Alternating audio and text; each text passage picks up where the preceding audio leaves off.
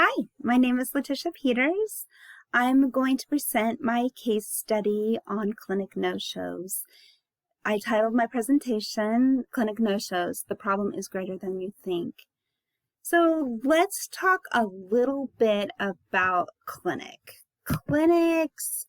They're kind of with every organization, they're kind of a fluid entity.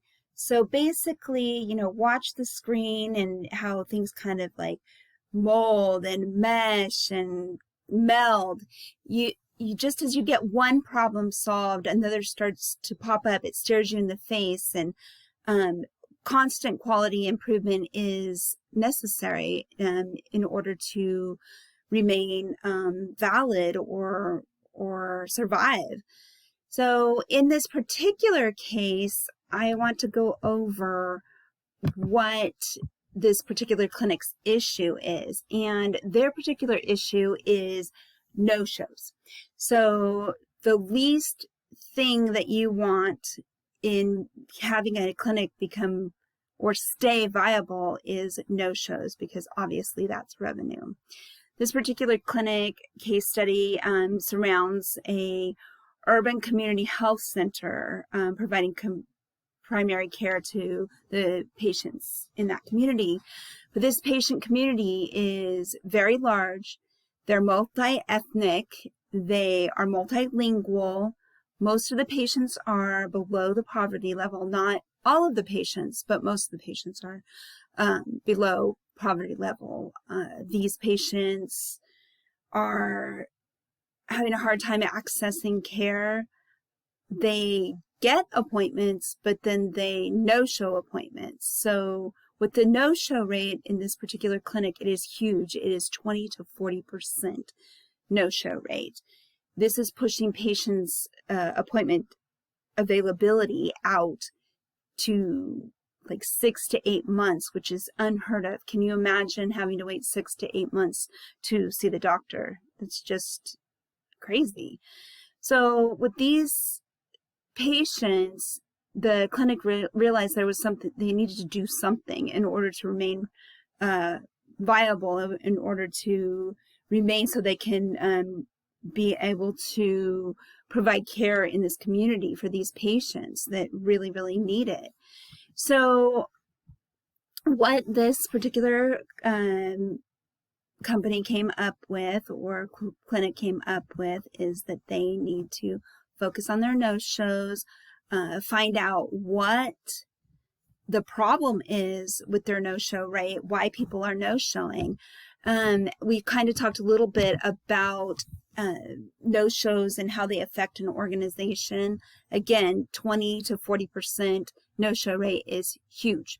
So just for an example, Heath 2018 notes that between 23 and 34% of a patients, for an example, no-show their clinic appointments. So with this type of no-show rate, this ends up costing a clinic with a 23 to 34% clinic no-show rate or patient no-show rate, costing the clinic a 14% of the clinic's daily revenue. That is huge. 14% is huge. It is hard to stay relevant with that much of a no-show rate. So what they wanted to do is they were really smart, and they did a survey and basically asked their clientele, their patients, well, what's the issue? So we know that the issues right here are no-shows. We get this. But what the patients, after they were surveyed, noted that they couldn't get appointments. So either there wasn't enough access, so they couldn't get appointments during the time that they could actually schedule. So basically, they had to work. So they couldn't come in before work. They couldn't come in after work. It creates this huge divide in them seeking care. The other thing is okay, if you are waiting 6 to 8 months for an appointment, and then if you're acute, their acute appointments, we're waiting 2 to 3 days for an appointment. That's actually hard because sometimes patients are better before they can actually get into their appointment, so no need for the appointment, or others are becoming significantly worse, and so they go to the ER for their care. And as many of us know in healthcare, you do not want clinic patients for their everyday ailments going into the ER unless it is an actual extreme emergency. Otherwise, the ER is back up, and we know how much of a problem that is. The other thing that patients came up with is that basically there was a language barrier. So they had many staff members that were speaking English and other patients that do not speak any English at all, or write English or read English, or so they were not being able to access care because of a language barrier. So that was another issue.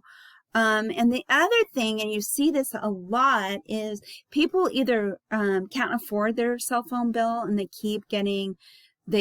pay their bill as they can. They might lose service and then they pay their bill as they can, and that means that their phone number changes. And so they either don't have a phone or their phone number changes. And that can be a huge issue because you can't call your patients to remind them of their appointments. You can never get a hold of them.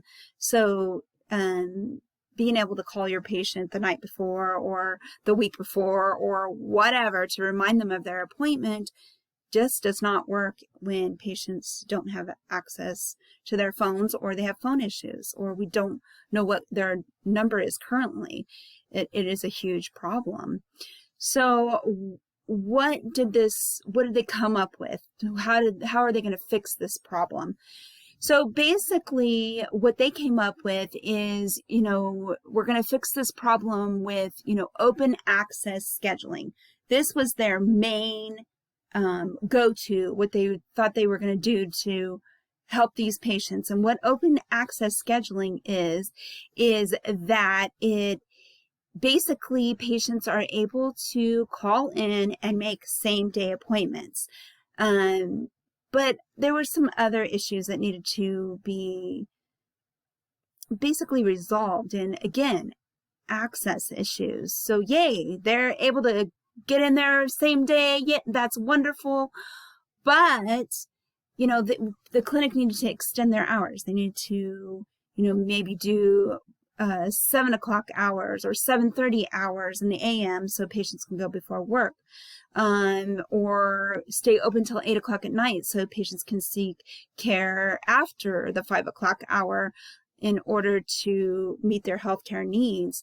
And one of the biggest thing, obviously, is that the clinic needs to hire a multicultural and multilingual, culturally competent staff in order to take care of the patient population. The interesting issue with trying to do a rollout like this is everybody has to support this change. So everyone has to be on board, from leadership that supports this decision, gives the staff the tools they need to use, to the providers, to the nursing staff, to the front office staff. Everyone has to be on board in order for this thing to work. No one can be a naysayer. They have to support open access scheduling wholeheartedly in order for this whole thing to work. So there are many barriers that exist with this type of scheduling. So what happens with this is that, there are patients that resist anything. I'm going to move myself so you can see me a little bit better. There are patients that resist and staff that resist anything new. So basically, we just talked about the whole staff all full-heartedly. Everybody has an equal part. They have to be on board. But the patients sometimes resist something new, even if it's good for them. So, kind of doing an easy rollout, not just wham, bam, here, we're going open access and no, you can't make an appointment for, 2 months from now. You were just doing same day. So you have to do an easy rollout, get everybody used to the idea, train your staff, hire staffing. These take time. And even with the implementation for open access scheduling, you have to fix problems during implementation. It's rarely is something very easily and smoothly rolled out. So the Agency for Healthcare Research and Quality notes implementation of scheduling changes such as open access seems daunting, or may seem daunting, to staff and patients and everyone. These are psychologically daunting, and they're a psychological barrier rather than logistical. For the most part, what people have found in this study is that this open access scheduling does work. It's just counterintuitive to what people's beliefs are on scheduling, and their beliefs and experiences with traditional scheduling. It's really hard for them to move on. So that's one thing. And then Reliance Media notes, again, we're talking about culturally competent staff. You need to facilitate and hire culturally competent staff that understands their patients, that are familiar with their patients' needs. This in turn decreases the disconnect in care and increases patient satisfaction. And we've all realized in this course that patient satisfaction is key in the quality patient experience. So even though barriers exist, it's not that we can't do this journey. We just have to realize that barriers exist. So I'm going to go ahead and move myself again because it seems like it's a little hard to see me. So, you can implement change for the better. Moffat and Tomuni et al. Noted clinics that focus on appointment flexibility and competent communication with their patients, they drastically improve their no-show rate, which is fabulous. And just to give you an example, Loria 2017 notes open access practices frequently see a drop in their no-show rate.